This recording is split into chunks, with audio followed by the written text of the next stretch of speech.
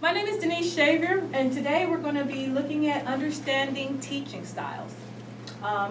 And we're going to talk about the different types and approaches to teaching, and hopefully find ways to make your teaching for your Pathfinders more effective. All right, thank you so much for coming. We're going to begin with prayer. Dear Heavenly Father, Lord, we thank you so much for the opportunity to come and learn more about how to be effective in our ministry to the young people that we serve. And we ask that you bless our time together. In Jesus' name we pray. Amen. Okay. The objective for this class is to give you a general understanding of the different methods of teaching. And obviously this will not be exhaustive because that would take more than the time that's allotted. You'll be given some examples to use with your Pathfinder clubs. Okay? And this is for those who will be teaching teachers how to teach, as well as those who will be teaching directly to the Pathfinders. Learning activities are activities that are selected from materials. So they follow a certain curriculum, and they're information that you've gathered to teach a particular content or a concept. The purpose can be inductive. Inductive activities are very passive. Lecturing, for example, is a passive activity. That is, you're giving information to someone and they're just receiving it. As we discovered last night in the understanding learning styles, that is one of the least effective ways of retaining information. Okay? So we would like to encourage you to participate more in the deductive or the more active reasoning for teaching. When people use deductive methods that are much more active in nature and participatory, they tend to retain the information more, and when they're engaged, they enjoy it more. Learning may actually be a combination of both. And based on, again, as we said yesterday, your learning style, you might find that one way is more conducive to your learning than another.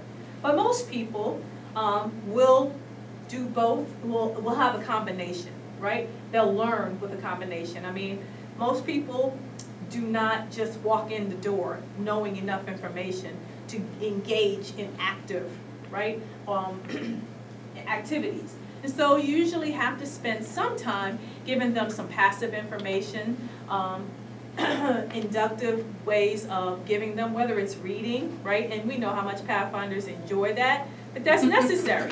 You have to give them a foundation. They have to understand the general content before you can get them involved. I remember when they were doing the duct tape award, and one of the activities that they used that were passive was a videotape. But I thought it was such a cute videotape, and they were all laughing and smiling. And so even though it's inductive, that doesn't mean it has to be boring, okay? So let's try to, even when we are giving content information, and it has to be passive, that it still is not boring, okay? Active activities, we know, are role plays and field trips, and those tend to be a lot of fun for the Pathfinders, not so much all the time for the leaders. Applications of learning. There are lots of different ways that we can apply learning. Learning is reinforced when information is shared with others. We talked about teaching information to others, right? Can any of you give me some examples of other ways that we share information that help us reinforce learning? Yes? Group discussions. Group discussion, right? Where you're sharing your ideas of what you got from the information that you read or that you heard, right? Or that you researched. Anything else? Yes? And for honors, building a project. Building a project, right? So you can be teaching that honor, or you can be using the information that you got to actually do something, right? So that's still sharing, because whatever you learned, now you are sharing with somebody else. Action plan or goal setting, right? So when you have something, you have a plan for it. When there's something that you're going to do with it, this helps you reinforce learning, because then you have to start thinking of how I'm going to use this information, and you start having to gather more information to facilitate that learning process. So if you set a goal or if you have an action plan, that will also help you with learning. when you have to have a short or elaborate form of verbal or written communication. So if you have to write a report, right? Do you know that at work, like, oh, I need a report on this, and then you realize, I don't know anything about that. You have to go research it really quickly, right? And then write a report, and you wax eloquent, and you sound like you are an expert. Really, all you did was go and look it up, and because you had to write a report or present a report, it reinforced that learning, and it made you become an instant expert on the subject. And so when we are dealing with Pathfinders, right? Again, when we think about their retention span in the age groups from 10 to about 15, 16, you have to give them opportunities quickly to share that information. And that's why the guides, the classes always have something for them to write, the worksheets, right? So that's giving them an opportunity to reinforce it. Or you tell them, well, why doesn't somebody tell me what they think, right? So, or recite what your memory verse is. That is reinforcing the learning, written or oral.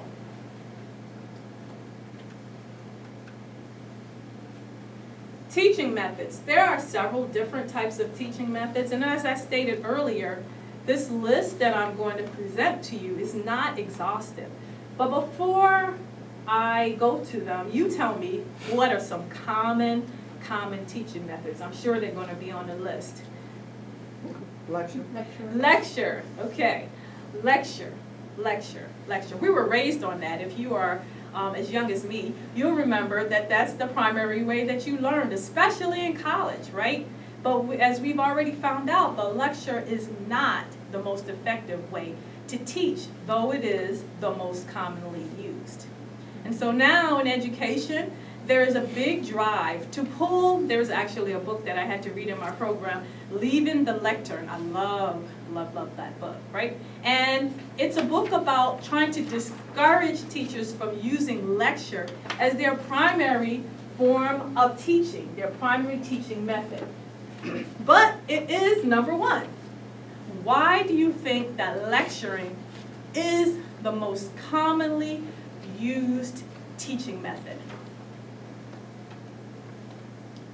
That was an actual question. It's the least creative for the teacher.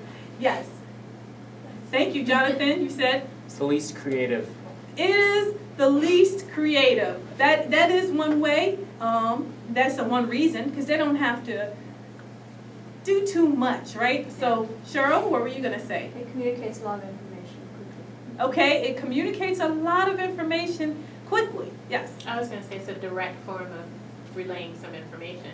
Right, so we call this, lecturing is one of the areas of direct teaching, right? When in teacher education, direct teaching is something that you give information directly. I don't have time for you all to go, I need to get this information to you. I think Jonathan was kind of on the right path. He said least creative. What's another way, if we were to expand on that idea of why lecturing is so common, do you think least creative? What's another way, or what's close to being least creative? It's straight, it's to the point. You Straight can cover to the exactly point. what you want to cover Right. with the least amount of effort. So what's another word that we want to say? It's Passive? easy. Lecturing is easy, right?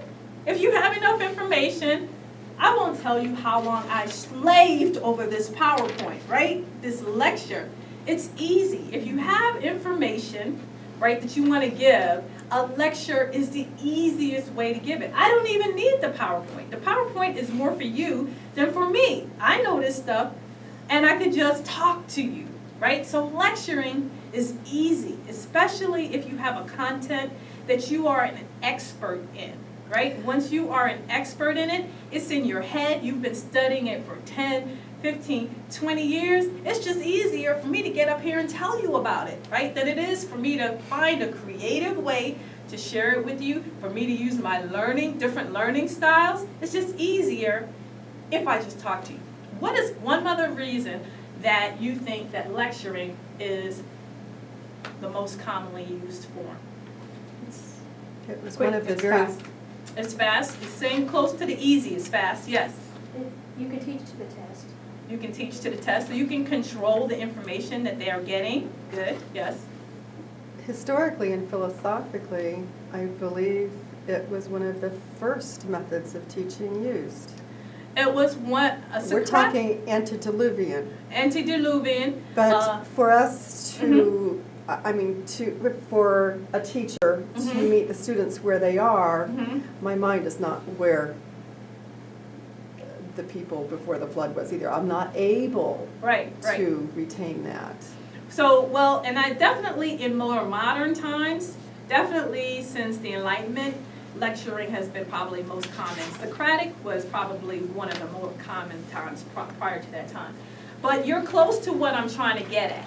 It is the way that most of us were taught. And people tend to teach the way they were taught, right? Period. Even if they didn't like it, right? So you sat through school and you thought it was so boring and you couldn't stand college, and you get out and you thought you were going to be an astrophysicist and you were going to work at NASA, and you ended up working at a college somewhere, and then you resort to what is familiar to you, even if you didn't like it, right? So it takes a lot to come out of your comfort zone and do something new, different. So most people just do it the way that it was done for them, and that's why lecturing is so common. Demonstration. So how you teach with demonstration? What is a way, a mode of teaching through demonstration? You're a nurse. I don't want to put you on the spot, but you're a nurse. How did you get taught through demonstration in nursing school? It is a very good thing to be able to see somebody who is very talented at what they do, say for instance, starting an IV. Starting by IV. To watch that versus have somebody explain it. Exactly. It makes all the world of difference. So imagine, right, you being in a hospital and they're about to give you an IV, and you say, I just graduated from nursing and I got a lot of lectures on this. I am so happy that I will have to practice with you. What would you do? You'd be like, I'm feeling better. You know, no thank you, right? That person, no matter how many lectures, no matter how many videos, that somebody has to demonstrate. They could do it through a video, but it'd be more effective if they were standing in front of somebody and they were showing them. Collaboration, fortunately, is becoming more popular with methods like cooperative learning and things like that to teach, because we know that people work better in groups. Why do you think people work actually better in groups? Because there's interaction, There's- there's more brains. The only problem with that is if you set them out to work on a project, usually those who are more conscientious of their grades Mhm. or are, are more into studying are the ones ended up making the project, and those who are lazy end up not doing anything and they still get the grade. Yeah, so that's a whole nother ball of wax, because that is generally what happens when people don't actually know how to set up true collaborative learning. And you have to be trained in setting up true collaborative learning. And that is one of my specialties that I love. And I fight with professors, I'm like, oh, they say exactly what you say. Oh, people get to get a free ride, and the strong ones, and the overachievers get the A and do all the work, and the ones who are a little less motivated, they don't do anything. And it's not fair. But if you're trained in how to do collaborative activities and how to set it up properly, it will counteract that, okay? But you're right, that is a common complaint. We already said this, I don't have to beat a dead horse with this learning by teaching, right? So, we all know, you learn when you have to teach somebody else. I do want to ask you one more reason why you think you learn. We said this last night, it reinforces it, and why. One of the things that you brought out last night was that before you can actually teach something, you have to know it. You have to know it on a deeper level than the people who you're teaching it to, right? As a teacher, well, you get over this, because you're supposed to be in a posture of always learning. But when I just started teaching, I would be a little embarrassed when my students would correct me. Or they would say, oh, I read that that's not the way it was. And I just read they just revised that. And I'd be like, you're not supposed to correct, Then you get over it. You go, okay, I need to see the research on that. Because that might be actually correct, right? So now they've taught me something that I might not have known. Or that might be changed. They got new information. But I had to be well-versed enough to be able to teach, even to identify and say, that's correct or that's not correct. Or say, maybe that is correct, bring me more information. So you have to know the information on a deeper level before you can share it with others. And that's why so what do you think that we should be focusing with the Pathfinders on to help them teach other people? What if there was just one area, what do you think that we should be focusing on learning by teaching as a method with our Pathfinders? What should they know better than anything so they can teach others? Their Bible. Their Bible. Not the duct tape on it, which I think is so cute, right? It really is. Right? But the chances of us being stranded and having some duct tape and making a boat to fly, to sail, so slim to none, right? But if they know their Bible to the point where they can teach somebody, isn't that the point of Pathfinders? Right? They should know the Bible so well. So let's stop just making them memorize, right, the scripture because it's a checklist. Let's make them do something so that it gets in their head, so that they know it, so that they could teach it to somebody or recall it when they need it, okay? The Socratic method. I absolutely love the Socratic method. What is the Socratic method that I love so much? Can anybody tell me what the Socratic method is? Asking questions. That's right, I just modeled the Socratic method for you. The Socratic method is learning by asking questions. It was started by Socrates, hence the name Socratic. And he believed that you don't give people information. You ask a question and let them find the answer. Isn't that brilliant? What would you do if you said, instead of taking your journal, and I want you to memorize those 7 scriptures, what would happen if you said, I want you all to come back with 7 scriptures on this topic in 2 weeks? What would happen? What would happen? They'd come back. They would come back, not probably with 7, but maybe with 1. They might come back with more. They might come back with Depending on the more. tools that they would use, but they would have to actually go and search and find something versus just direct to the information. Exactly. Do you think, and is it possible that they might actually be more interested if they had to go and find those verses for themselves on a certain subject? Is it possible? Probably. Probably. Yes, you look like you have something to No, say. I'm trying to kind of weigh everything, because what we're dealing with is time. What we're dealing with is time. Okay, I like it. How's the way that we can compensate for the time? If we wanted to utilize the Socratic method in our class, but we have a time, because you only have about, 50 minutes to teach every week. Some classes meet every other week. What do? Sometimes different tools, teaching them how to use different tools to find out the information to the questions you're asking, could have that happen faster. For example, they're bringing their Bibles, teaching them how to use the concordance so that they're able to look for the topic right away, teaching them how to use the cross-references in their Bibles so there's another source, or teaching them, how to use the index of something. So giving them other tools to be able to utilize that could help. I like it. What if you gave them first and said, okay, what 2 chapters are before this and what 2 chapters are after this? And you give them the chapter. I mean, there's just a lot of different ways that we haven't really tapped into because of the time, right? But because lecturing is so easy because of the time, because our time is limited and we're volunteers, we do what is easy. But I want to challenge you. as you are getting the certification, to blow that out of the water, right? And really spend the time to produce the best results by putting effort into your teaching approach. Because if you teach well, you will get better results, period, point blank. I taught for years at the community college, and I thought I was a good teacher. Actually, I wasn't a good teacher.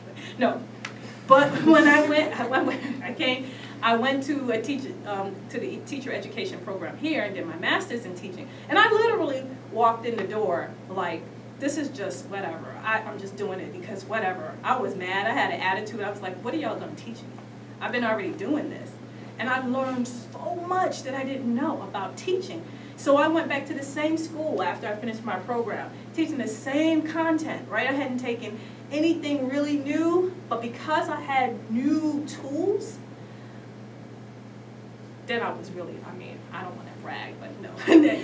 I'm telling you, new teaching approaches will make the results much better. I had students come to me and said they were changing their major, and I taught history, and that's like second to math, where people just hate it, right? Okay. Depends on the teacher. Huh? Depends on the teacher. Depends on the teacher. Inquiry-based. I really love inquiry-based. Now, this is the one you probably don't have a lot of time for. Because inquiry-based, you have to start with a subject that needs, it's like inquiry-based and project-based. You have to start with a problem, a real-life problem, and you have to help them find a real solution to it. Could you do that in Pathfinders? You could. Would it be easy? No. But could it be done? Yes. But what would have to happen? You would have to put the effort in. That means you have to plan and really know exactly what it is that you want to accomplish. So okay. No, I Yes. was just going to say, I think that would be a very good tool to use in the outreach efforts for Pathfinders, so maybe Yes. not directly in the classroom, Uh-huh. but for the outreach efforts to find out what the problem is in the community that they have the ability to offer some sort of resolution to. Exactly. And at the Evergreens did that this year. They actually brought in, I did not know this. How many of you knew that Berrien Springs had a president? I did not know that. They actually have a president of Berrien Springs. And so they brought it in. They brought the president in. And they said, we have a community outreach component to this, what we have to do. And they said, what is it that Berrien Springs needs that we could help with? Right? That's inquiry based. Because they could have gone and said, hey, I think we should clean up the Dollar General, right? But that really might not be the need of the community. So they brought the president in. And you know what he said? I will get back to you. And then he did. And you know what he said? We need Wolf Prairie Park cleaned. So last Sunday, who was it, Miss Eve? The Rangers and what? TLTs and boys' friends. TLT and Boys Friends cleaned Wolf Prairie Park. And I went there and they said, we don't need you. And I said, good, thank you. And I left. But I went. But that's inquiry based. What is the problem? The problem is, for us, the problem is that our Pathfinders need to do something in the community. But the inquiry is, what is the actual need? They did a needs assessment, right? And so inquiry-based learning, you have to find a real-world problem, and then you have to find a real-world solution. But if you do inquiry-based learning, I'm telling you, especially in civics and science, they will love it, because that is direct application of what they learned, especially if you take something like we did and do it right away, it'll take them to a new level. So these are some of the most common teaching methods. I want to encourage you to practice. Actually, I'm not going to just encourage you, I'm going to give you the time right now to practice, because you learn by doing and teaching. So I want you to select a method, and I'm going to go back to the previous slide, and I want you to think. I'm going to give you 5 minutes to think, and I want you to select a teaching method, and I want you to present a micro lesson on anything. I'm not even going to give you a subject. Look at your face. You're not supposed to look like that. You're supposed to be smiling. Fortunately, she's not being videotaped. She was like, okay. anything. I'm not gonna give you a topic because it might not be a topic you're familiar with, right? But I want you to select one of the previous teaching methods, any one of them, and I want you to come up with a topic, and then I want you to teach right here on the screen. Yes, right here. So I'm gonna give you 5 minutes. Think about it, and then you'll all have an opportunity to teach, because you learn best by doing and teaching. My name is Denise Shaver. We're talking about teaching methods right now. We're gonna have a demonstration by Ms. Yvonne Applewhite, who is going to show, she'll tell us what she's going to discuss and the teaching method that she will employ. Thank you. Hello, I'm Yvonne Applewhite, and the teaching methods that I have chosen is a combination. Initially it's demonstration, but I realized that it also encompasses learning by teaching. So I am going to teach you about scarves. It seems very simple, but in utilizing a scarf, it can be for warmth and for fashion. So for warmth, you can just lay it on simply and up under your coat, and it adds another layer of protection. Now you can use warmth and fashion because in the cold, you might want to protect your neck area because your coat covers a lot. So I'm taking the same scarf and putting it on what's seemingly backwards, looping it around, and bringing it down. This also serves as fashion because I can wear this over my suit, or I can wear it under my coat to cover the neck area for warmth. Now, I just also have an opportunity to use this as a hood. As an older person, I do not have hoods mostly on most of my coats. So, in a situation where it's awfully windy, or maybe a misty rain that's not too heavy, I'm able to also utilize my scarf as a head covering. It's a lot simpler in my head. Okay. So I'm able to cover and also add for warmth another protective layer as well. Now, in some situations, I might be less clad in a fashionable way, but have a chill. So then I'm able to utilize the scarf, as you saw that it opens up pretty wide, as a wrap or a shawl. So it adds a layer of protection for warmth, but it can also be for fashion as well as another accessory to what you're wearing.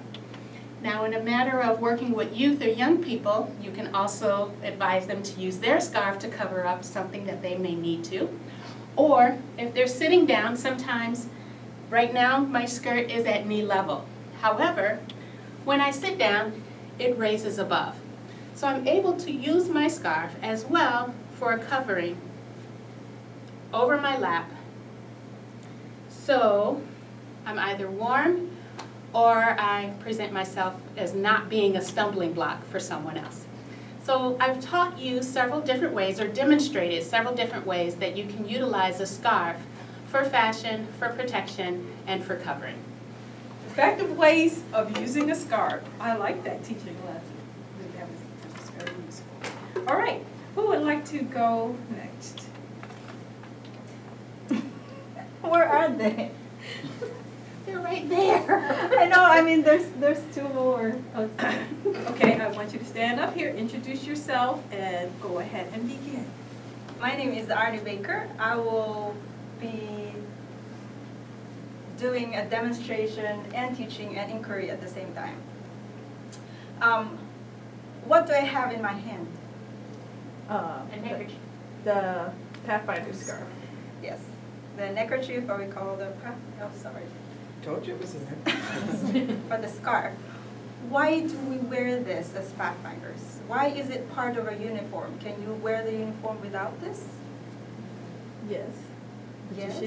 you wouldn't be in full dress. You won't be in full dress. Why do we have this in our, as part of a uniform? It's to be used as sling in emergency situations. That and what else?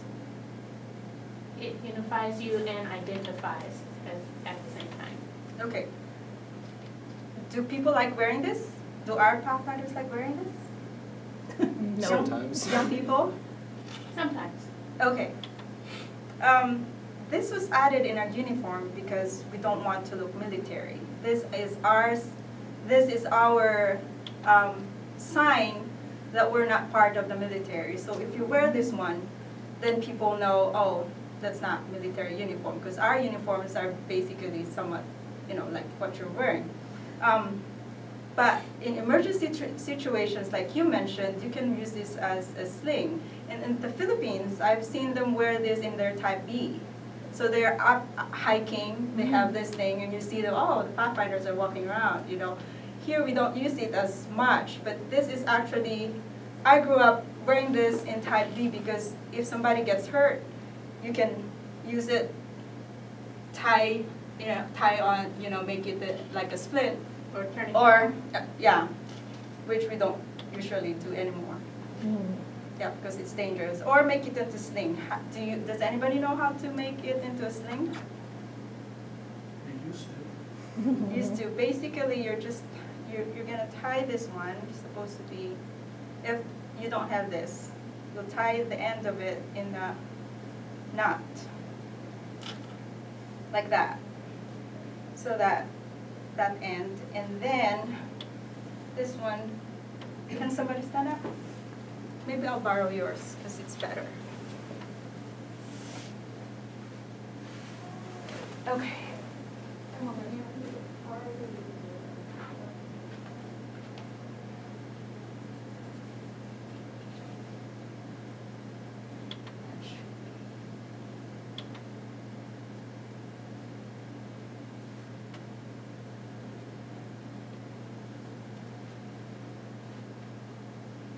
She did that quick. I want to know how many people you found wounded. There. So now you're already talking and you have one.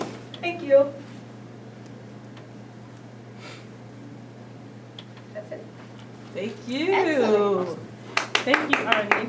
So apparently we are going to focus on scarves today. I think she was very Socratic in her method of I teaching the uses of the scarf. I think that was, now let me ask you something. If you read that the reason why we use these scarves was because we want to differentiate ourselves from military, would you probably forget it in about 3.5 minutes? Yes. Right? Because it's not as, but when she had it on and you showed, and she told you, and she was demonstrating at the same time, it kind of made more sense. Like, yeah, that makes a lot of sense.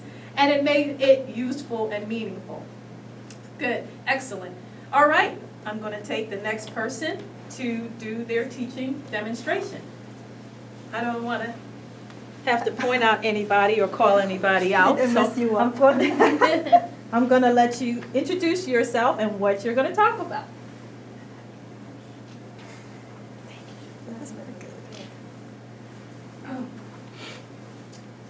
Okay. My name is Wendy, and I will be using the Socratic inquiry method. Okay. And I love teaching honors, so I'm really interested in flowers. But I have no idea what other than the rose and some of the lilies. And so this spring, my goal is to go out and find flowers. But we're just not going to find flowers. We're going to ask, where are we going to find the flowers? What kind of flowers? Where are they located? Why they're there? Where the most countries? Like for the state of Michigan, they have a rock. I don't know if anybody knows the state of Michigan have a rock. So, and certain other states, they have a peach. And so we're going to find out what flowers are indicative to Michigan and all these different methods. So our goal is to go out and we're going to use the inquiry-based method. We're going to ask, what is your favorite flower? What flowers you used when you were growing up? Like for Valentine's Day, people bring roses. My husband brought me roses the other day, but I said, honey, could you bring another flower other than, instead of roses? Because, you like the white ones. But I have no idea. I'm not versed in the flowers at all. So I will be using the inquiry, the Socratic, and also we're going to be exploring different options how to use flower in arrangements and so forth. So thank you. Thank you. Okay. We have, who's our next volunteer? Want to come up here? Introduce yourself and what you're going to teach. My name is Johan Moore. I'm hopefully going to use explaining or lecture and inquiry based to explain about teamwork. When you think of the word teamwork, what comes to mind? A team, a group of people. When I think of the word teamwork, what comes to mind is a group of people working together to achieve the same goal. Teamwork, it can be used to accomplish many things, like a team of doctors to help save a patient in many different situations. A team is, teamwork is, for me, is really enjoyable because it's people working together, not against each other, or to do different tasks, but many people with different talents and different abilities coming together to achieve a similar goal and working together, which is awesome. Amen. So, yeah, that's basically all. That's good. Very good. That is a lecture. All right. Good. So do we all understand what a team is? Yes. Is teaching one thing? Okay. Yeah. All right, good. Our last group is going to do something phenomenal because they took forever. Come introduce yourself and what you did, what you're going to do. I'm Cheryl Logan, I'm Deborah Brulé. and we're demonstrating collaborative learning. So Pathfinders. We have to get ready for Pathfinder Sabbath. So this year, the church needs to know what we do down in Pathfinders. They give us money every year, and they need to know what is it that we do. So imagine that you're at Camp Salvo, and you're going to be going through a day starting with the campfire in the morning all the way to Saturday night at the camp store. As a friend, the part of is to keep the morning watch. The friend class is going to be acting out a skit that they create. First, not keeping the Pathfinder law, and then so-and-so's daddy will be acting out the role of Jesus, and coming into your skit, and you will be keeping the Pathfinder law. Companions learn to do my honest part. The setting for the companion class will be inspection, before you come to breakfast. So the companion class will be acting out a skit, show to the whole church what it's like to not be doing your honest part. Then Jesus comes into the skit and you show how Jesus helps you to do your honest part. Explorers learn the meaning of caring for my body. Explore class, you're some of the big kids, and you're seeing some of the temptations that the world gives you to not care for your body. So you're going to be acting out how Jesus helps you resist temptation when he's present in your life, and showing the church how to keep the Pathfinder law. Rangers keep a level eye. The Ranger class, you're getting to be a smaller class, but you're one of the older groups, and you're going to be very innovative as you show the church the difference Jesus makes in keeping the Pathfinder law.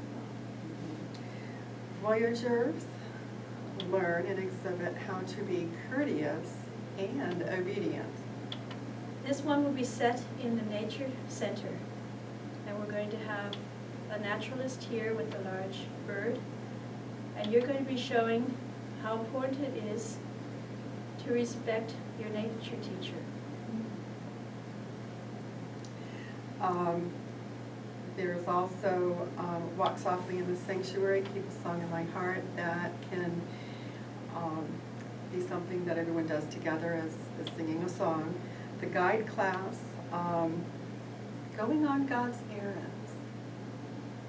This one could be set in the camp store Saturday night, but if the guides decide to do something else, they could do that. And they could show us an application of being tempted not to go on God's errands. And then interacting with Jesus the actor, and you as Pathfinders decide whether Jesus actually talks to you or whether he's just gesturing behind you and working through you to reach others and fulfill the Pathfinder law, showing the church what it means to be a Pathfinder who goes on God's errands. So that's really the collaborative effort of parents, Pathfinders, Pathfinder staff, the church, and the extension of Campus Sable working together with God. Good. Excellent. So that was, I would say, collaboration and demonstration, right? Because the young people would be collaborating, but they would be demonstrating what it looks like to live a life with Jesus and without Jesus. Excellent. Thank you. So now you all are equipped with more tools, right? Rather than just lecturing or bringing. And I want to challenge you again to start to use these tools more regularly, because what just happened here? We could have all gotten 20 minutes of lecture from 5 different groups of people, and we'd all be sleeping, right? Or wanting to sleep, at least. But because different methodologies were employed to communicate information that they wanted to transfer to us, it was more effective. Wouldn't you think? So, keep away from the lecture as much as possible, though it's necessary. Lectures are also very quick, so that's another reason why we use it. And we still need that. I'm not encouraging you to stop using them, but just to use other methods as well, okay? You all did excellent in your micro lessons, and I'm very impressed. All right, so you already just practiced. Before you actually do this discussion, because you wanted a discussion, so now you have a discussion. Tell me what types of teaching you see on the screen. Which one do you think this is? Collaborative? This one? Yes. By a show of hands, how many people think it's collaborative? Everybody, okay, 2 were sure, and 2 more weren't sure. It could be. It's cute. It could okay. It is actually collaborative. They have papers in their hand. They could be studying, but I got it for collaboration because it looks like they're working on something together. Okay? But they could be studying. Okay. All right. What's the second one? Telling a story. Demonstration. It's like telling a story, storytelling or something. Okay. Keep in mind the ones that I had up with. Now it could be a demonstration. It definitely could be. But that was not what I was going. No, not lecture. It could be learning by teaching. Learning by teaching. And the reason why I did that younger. learning by teaching is because they're young. And they look like they're just teaching somebody else what they know, right? Mm-hmm. They're not regular teachers, so. And it could be anything. Okay, what do you think that next one is? Lecture. Huh? Lecture. Lecture? No, I think It's like a inquiry. Socratic or inquiry. Yeah. I chose it for Socratic because he asked them a question. They're all responding, right? So it could be inquiry too, and I didn't have one for all of them. I thought the teacher was making the statement. Okay. Yeah. So, okay. This one on the bottom, first one on the bottom. Lecture. Yeah, lecture. That's the one I was going for. What is the one in the middle? Discussion. Discussion. That is one of the teaching methods that I did not list because that's very common. Almost everybody knows discussion, right? What do you think that last one, it could be anything, but what do you think it was that I selected that picture for? That could be demonstration. Demonstration. I mean, do you want somebody to lecture you on how to run? How to play flag football. Or how to play flag football? I mean, how long should that lecture be? I mean, yeah, you should read up on it so that you use the right techniques and you know the rules and all that. But after a while, you just got to do it, right? Okay, so I want us to talk about the teaching methods that you will employ as Pathfinder leaders, counselors, teachers. What methods will you use? I want a rationale for your answer, and then I want you to give me 2 examples of how this will be done. Yes. I work with TLTs. Uh-huh. So the Socratic method seems to be the, prime opportunity to use it. Mm-hmm. For example, it's like Socratic and collaboration. One example is that we have the TLTs to actually plan the events that's Mhm. going on. Mm-hmm. And so, in one instance, a young man had done so. He planned the entire program. Mm-hmm. And after viewing it, I asked him, I go, well, where would you like some more Pathfinders in? Because these are adults. And the purpose, I asked him, what is the purpose of Pathfinder Day? And it's showcasing the Pathfinders. So let's put more actual Pathfinders in the program versus the adults. Mm-hmm. And then second, amongst the whole group, I asked them, who do you want to speak to you? Mm-hmm. Yes, we have, a pastoral team, but is there a particular youth pastor that you want to hear from? This Right. is your day. Okay. So it's asking of them, to contribute and to find what they want. Okay, good. So you gave us 2 examples, and that's excellent, and you gave us the target audience. But what is your rationale for why you use these 2 with TLTs? Because they're in a position of learning how to be leaders, Uh-huh. and it gives them the opportunity to bring together all the different things that they've been learning in the years that they've been in Pathfindering or just in school, Mhm. and to apply it. And it also gives them the opportunity and courage to stand before their peers and exercise leadership skills. Very good, very good. All right. Yes, sure. An example of learning by teaching, I'm one of the guide teachers, and so we're going through the requirements on fundamental beliefs. Mm-hmm. And so I asked them to phrase the question regarding fundamental beliefs into the lingo of a high school student, one of their age mates, and then write down not how they understand the fundamental belief, but Mhm. how they would explain it to a friend who would be asking them that question. Wow. That's very good. All right. I'm gonna write that down. So that was the Socratic methods that you used? Learning by teaching. Learning by teaching, okay. So I'm having them writing down Right. how they're going to teach it, And then, but using contemporary high school right, okay. language. All right. So that's excellent. Give me another example. Hold on, this one. I can't accept just one. Another minute there.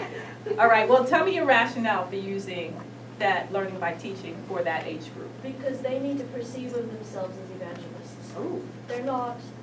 They're at an age where they don't need to be saying, it's your job to keep me from being bored. Mm-hmm. It's their developmental age of saying, I have responsibility for sharing what I know and what's giving me courage and hope with some of my friends who don't have that. Okay. Not like I have to go find some adult to answer my friend's questions. Wow. No, they've got something in their own lives that they can convey to another classmate more effectively Mm-hmm. Mm-hmm. than an adult can. Exactly. Very good, very good. I'm still gonna wait for that other example, but I'm gonna move on. Who wants to share? Wendy, you look like you really have a lot on your mind. Well, while you were talking, I was just thinking about,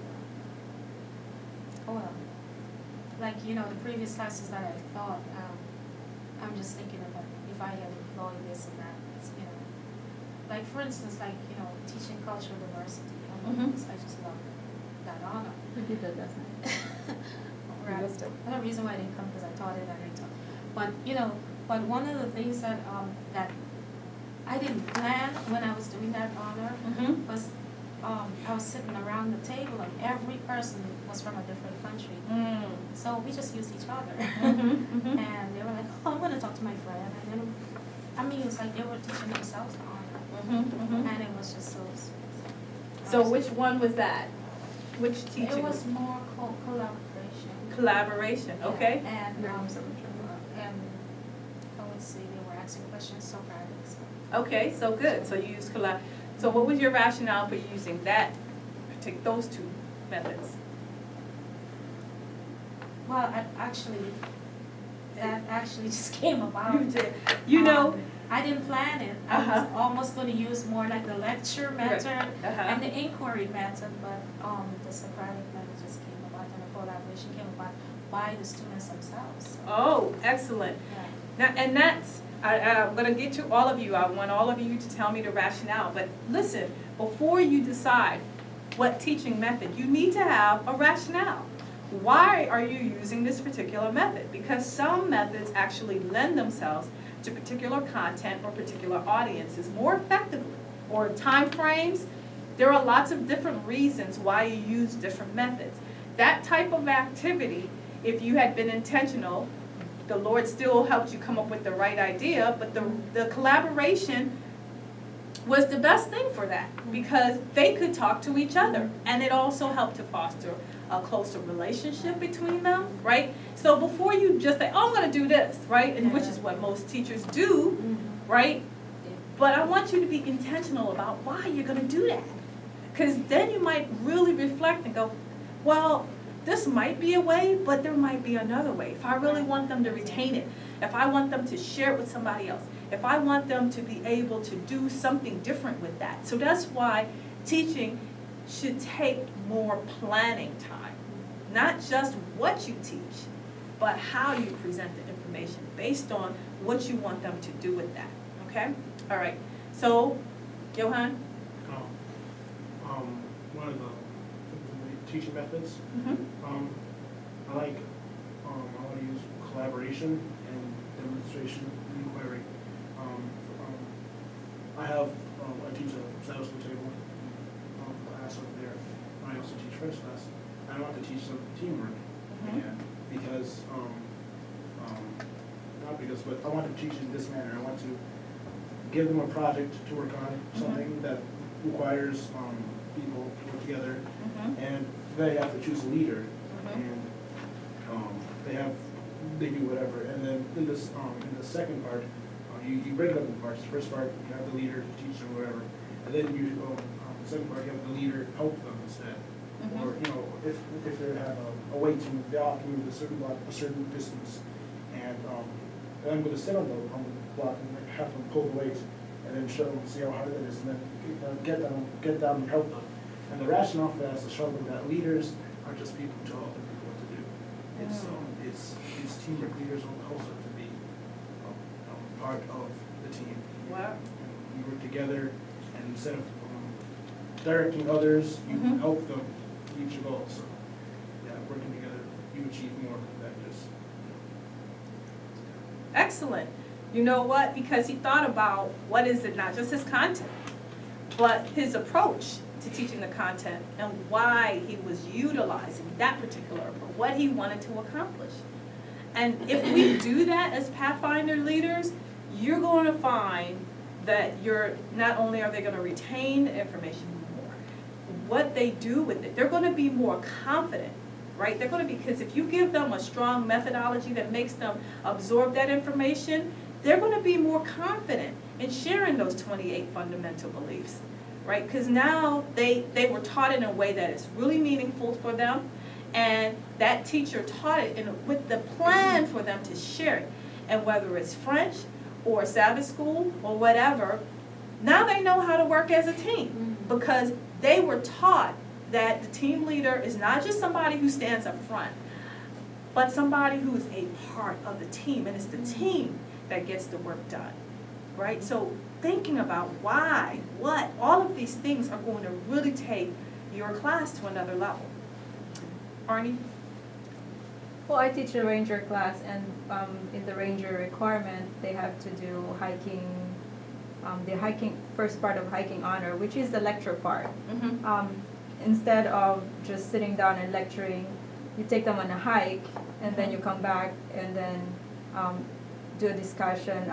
We met some people, what was the right way, or because they're supposed to be on the right side, going up, those things that are in the requirement for the hiking honor, which is a long requirement. Right. Instead of just sitting down and what proper things to wear and whatnot, you take them on a hike and say, did you wear proper shoes? Did we get the hat? We're supposed to wear different layers of clothing, so if it gets hot or get cold, we are prepared, bring a little snack or whatever. So, what's your rationale for demonstrating, right?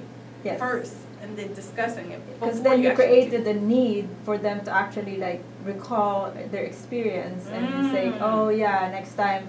And they're supposed to do a 5-mile hike, rural, 5-mile hike, urban. And so the next time you take them for a hike, then it's reinforced. Right. And then the next time, because they have to do a 10-mile hike next and 15-mile hike. So, excellent. Because people learn better. Actually, you learn when you can attach, they call it hooking, what you're being taught to a prior learning experience, something that you've actually done. So she didn't make the assumption, hey, we've all been hiking. No, you can't make that assumption because everybody has not been hiking. So she wiped that out of the water and said, let's all go hiking. So you do actually now have a prior learning experience. And somebody had on flip-flops that day. So I'm just saying, and now so they know, wear boots, right? Yeah. So hearing wear boots is one thing, but stepping on a pebble and tripping because you don't have boots on is totally different. So now, when we talk about what is the right apparel for hiking, they're like, oh, next time I'm gonna wear sneakers or boots or whatever, Yeah. because of their experience. Excellent. All right. Deborah?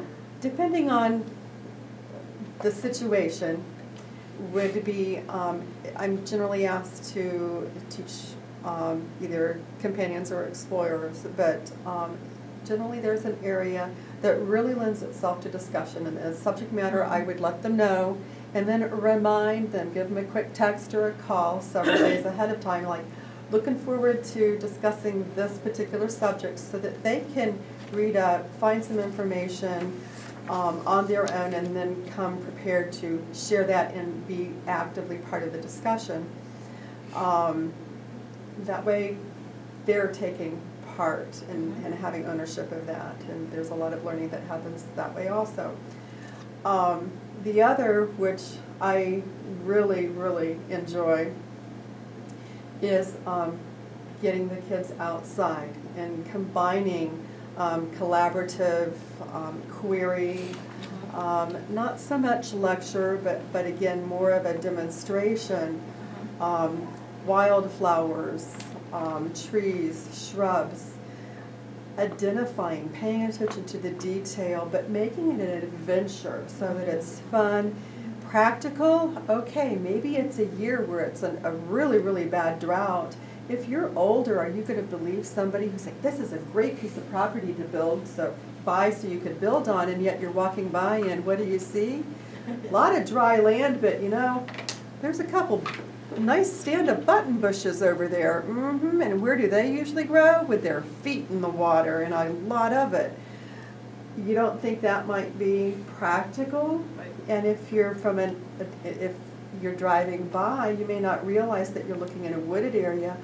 Oh, that's such a beautiful area. But if you see a lot of little baby beech trees, you can know that's wetland also, versus some of the things that grow in different areas, what to expect. You may not see it right then and there, but that's something practical that they can learn that would have an application later in life. Good. The time is something. Okay, I'm going to move on, but Cheryl looked like she really wanted to share her rationale. I saw her really mulling it over, and I didn't want her to miss that opportunity. All right, I was looking at discipline. I'm using the teaching method of demonstration. So at Campo Salvo, there was this 9th grade TLT really busy with her charges because they kept having to go to the bathroom and she's having to go with them again and again. And finally, she's done like 3 trips, and one of the girls will not stop talking. And in exasperation, she sends her to the back to sit with staff. And the girl is from Far East and just is embarrassed. She's a 6th grader and she's really, really embarrassed. And so nobody says anything to her for a while. And her ears stay red, and I'm like praying, like, God, what do you want to have happen here? And then finally the words came, in just 2 years, you can be a TLT just like your TLT. And to disciple, to discipline where she catches the vision of what the adults think of her when she's embarrassed. And the look in her eyes as she's watching her TLT who had a lot in common with her. But that was part of demonstration. Excellent, excellent. Thank you. All right. The 4 characteristics of an effective teacher, they set clear expectations and they set positive. Now, the book just said clear, but I added positive because it can be clear. Like, you're not going to chew gum. That's clear, right? It's not necessarily positive. So, set clear and positive expectations. You got to have classroom management, especially when you're teaching that age group. I don't know about you, but classroom management is a major, major issue, right? Because whether it's Pathfinders and classrooms setting, traditional classroom settings, whether it's K-12 or higher ed, if you cannot get control of the class, you cannot teach. Absolutely not. So you have to have classroom management. You have to have systems in place that will help them stay focused and busy and listen. And then lesson mastery. I am very much into lesson mastery. Anybody know or familiar with lesson mastery? What is mastery learning? It's knowing what you're teaching. It's okay. That's a component of mastery. You as a teacher. It's very comprehensive. You have a good overall holistic understanding of the material. All right, that's part of it. Anybody else? Okay. Lesson mastery actually has to do more with your commitment to them mastering the information, so you're giving them multiple opportunities. So if they get it wrong, you give them another opportunity to get it right. So you teach them until they actually master the material. All right? That is what lesson mastery really, when you talk about teaching is. It's not about a grade or you pass or you get your honor or you get, I am more concerned with you actually mastering this information. And so I'm going to either reinforce it so many times until you know it, or if you don't get it right, I'm going to give you another opportunity in a positive way. But I'm going to give you an opportunity because you have to master this information. It's not just so you get your honor. It's so that you can use it later on and you actually know it. So, can I ask a question? Yes. So, in lesson mastery, a lot of people, I just heard a big thing about that people are using that instead of textbooks. Yeah, mastery learning. Yeah, because so what they do is, there's a lot of ways to implement mastery learning. You can say, I want you to write a research paper, right? And give them a topic and use inquiry-based and make them research it. And you let them submit it. And then you correct it and give them feedback. And let them know what they did wrong. And let them resubmit it. And you let them submit it until they get it right. That's mastery learning. That's one component of it. Yeah. Okay? So a good teacher and a good Pathfinder leader have the same characteristics, or should. Primarily, they should live a Christ-centered life. They should really love boys and girls. I taught 1 year in high school, and that was one of the things that a principal said at a meeting. She said, if you don't really love boys and girls, if you don't really love young people, you should not be here. Be optimistic, enthusiastic, be master of his or her emotions. Anybody seen a Pathfinder leader just lose it? Have you seen it? How effective was that? You lose all of those kids, right? When you just lose it. Everybody make money! No. You have to be able to, I am not a Pathfinder leader for that, probably one reason. So, enjoy the outdoors, right? I didn't want to go to Oshkosh, I shouldn't say this, because I didn't want to sleep in a tent. And I was like, do they have cabins at Oshkosh? And can I get a close hotel? Something about sleeping outdoors for long periods of time was I was a little ambivalent for that. So again, teacher, not Pathfinder director, yes. You had your hand up? Okay. But you have to, if you're going to be a leader, because you can't have your camp out and you're in the cabin, right? Because something's wrong with that. You mean you can't lead where you aren't going to go? You can't. You can't be the director or a teacher and say, you all not, everybody go to sleep. Now I'm going to be, somebody page me, beat me, call me in the cabin, a hotel, when you get back. No, you gotta be there with them, yes. But that can be learned though. It can be learned. It can be learned. Okay, I'm not, Enthusiastically yeah. and optimistically. Yeah, so. If you I'm have not the gonna learn love it for the today. boys and girls, yeah. Understand the characteristics of junior youth. You really have to understand it. And I think you should be called to it, honestly. Mhm. I don't think you should do it just because there was nobody else. I think you should be called to it. You had your hand up? Okay. Master diversified skills. So you have to learn. If you don't know something, it's okay to not know it, but you should learn it and master it again. Know how to organize. I won't ask you if you've had a Pathfinder leader or if you've been now this is not for leaders, right? But this slide is for leaders, but for you as teachers, have you ever witnessed, I'm not gonna ask for any testimonies, a teacher that was unorganized for Pathfinders? Have you ever, you've witnessed that? What is it? You're one of them? I said I don't want any testimonies. I don't want any confessions. But you've seen it, right? What does it look like?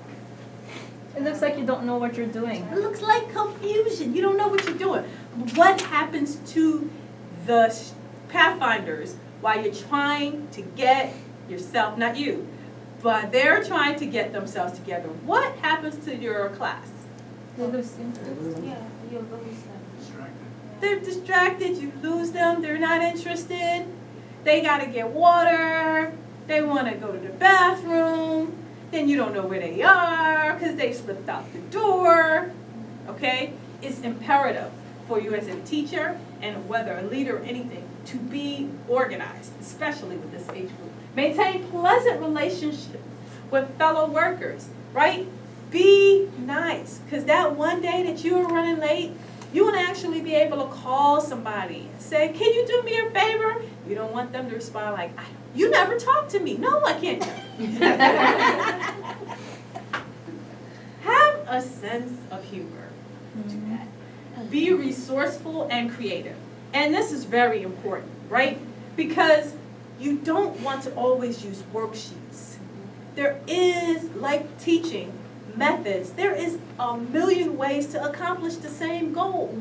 Doesn't always have to be on a worksheet with them sitting at the table doing the same thing. Be creative and be prepared and walk in the door ready to go. Confuse them. Don't you be confused. Confused like, oh, I didn't expect that. And that will create enthusiasm, energy, everything, and you can keep your class better that way. Enlist cooperation. That's really, really important, right? Some people are a little controlling and they don't want to get help. No. Yeah, no, get help.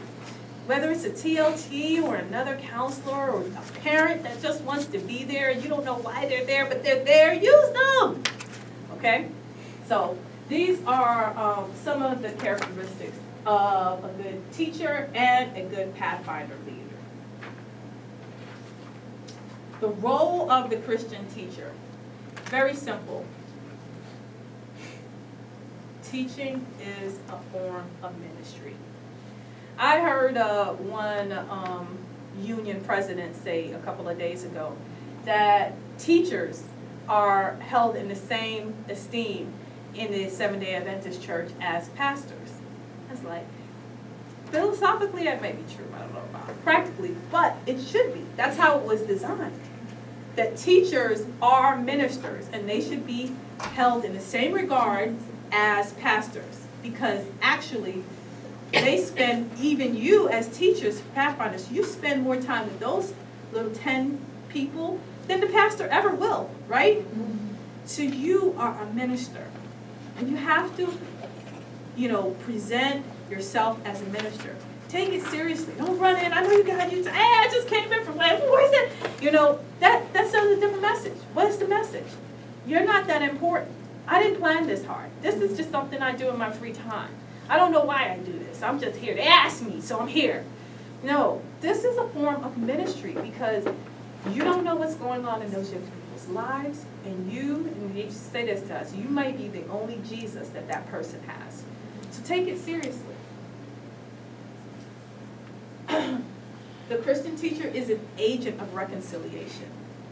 And I don't just mean reconciliation with the two people sitting next to each other that are mad at each other or pulling paper. No, you don't know what's going on in their home, right? You don't know how they feel about their parents, their siblings. You don't know what's going on. But you can be an agent of reconciliation. And again, as a teacher, take that very seriously. Whatever role you have in the Pathfinders, you can be that. You see these children every week or every other week.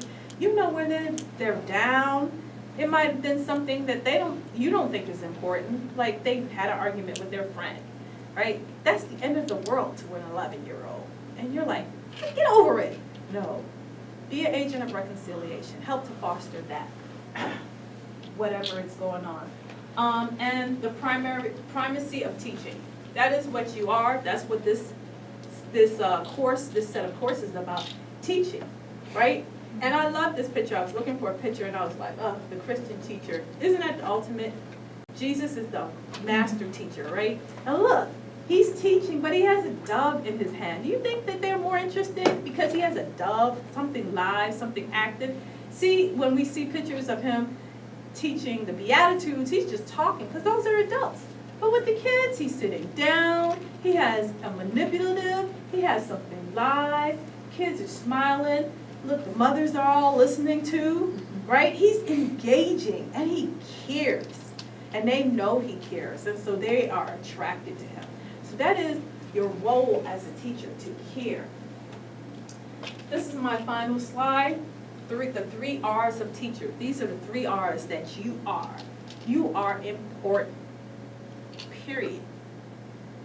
You are important. You are influential. And you are able to make a difference in these young people's lives. So be committed to those 3 R's because that is what you are and that is what they need you to be. All right? Are there any questions? Well, thank you so much for your time.